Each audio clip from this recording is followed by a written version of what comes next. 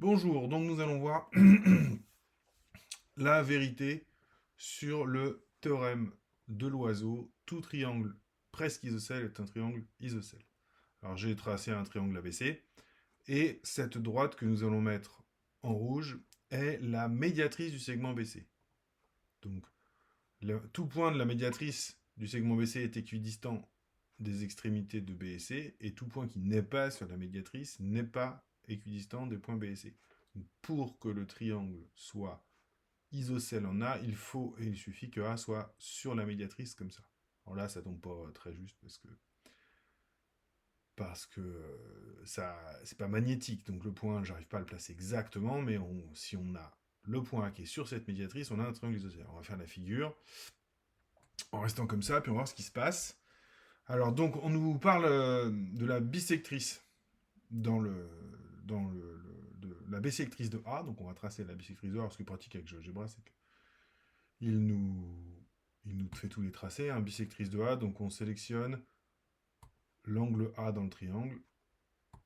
Voilà. Et il nous trace la bisectrice. Alors, on sait que dans un triangle isocèle, la médiatrice d'un côté est confondue avec la bisectrice du sommet opposé. Quand on parle du sommet principal, bien sûr. Donc là, on ne voit pas grand-chose. On va créer le point d'intersection de la médiatrice de BC et de la bisectrice de l'angle A. Alors pour bien cliquer, moi je vais cliquer dans une seule côté, voilà, donc bisectrice.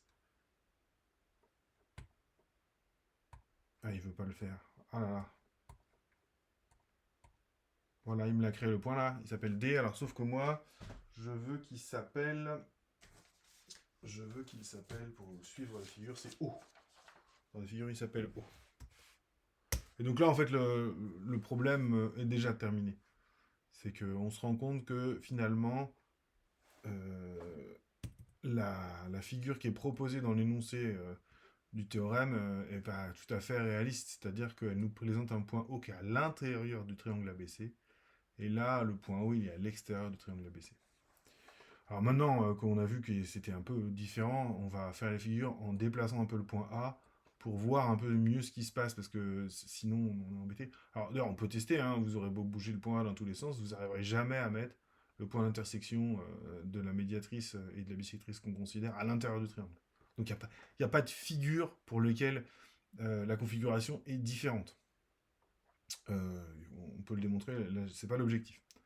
Donc on va créer les points H et K en faisant des projetés orthogonales, des projetés orthogonaux de O sur AB et AC. Alors je trace les droites parce que ça va pas forcément être sur le côté du triangle. Donc, alors il n'y a pas d'outil projeté orthogonal. Plus précisément, il y en a peut-être un, mais je dois que je n'ai pas cherché. Donc je trace la perpendiculaire, les deux perpendiculaires comme ça, partant de haut et perpendiculaire au côté AB et AC. Puis je vais créer les points d'intersection. Alors il faut bien, les points d'intersection, j'ai tracé les droites, parce que vous voyez là, le projeté il est en dehors du segment AC, donc c'est pour ça que j'ai tracé la droite AC. Donc là, on a le point. Alors là, j'ai fait une faute d'utilisation, une erreur. Il faut que je prenne l'outil intersection, voilà. Hop, hop, celui-là s'appelle K, et celui-là s'appelle H. Ensuite, un des moments de la démonstration, c'est le calcul des sinus de OBA et de OCA. Et en fait, on utilise le fait que dans la figure qui est proposée dans l'énoncé, OBA et OCA sont égales à OBH et OCK. Et donc en fait, c'est là que ça se joue. C'est que le calcul des deux angles OBH, alors là, je vais essayer de les tracer bien. Voilà, OBH, comme ça. Raté. Ah non, c'est juste que mon ordinateur était un peu ralenti. Voilà, on a le premier angle là, qui va être. Donc là, dans ce cas-là, 84-89, c'est une valeur rapprochée. Ça donne une idée, c'est pas une démonstration, mais c'est. Et puis donc OCK. Là, on trouve bien une valeur similaire. Et donc, ce qui se passe, c'est que je vais tracer, il manque deux segments importants. Là où l'erreur, il y a une erreur vraiment dans la démonstration, c'est que, eh bien, autant, je vais déformer la figure pour qu'on voit mieux. Autant ici, OBH et OBA sont égaux, aucun problème. Par contre, ici, OCK et OCA ne sont pas égaux, ils sont supplémentaires. Donc l'erreur, elle est là. Donc, conclusion, l'erreur, elle vient de la figure qui est fausse. C'est moi qui l'ai faite, j'ai fait exprès. Hein. J'ai bricolé quelque chose pour que ça paraisse vrai, mais c'est faux. Et après, de cette figure fausse, on tire une mauvaise information, c'est-à-dire que OCK serait égal à OCA. Et c'est jamais le cas.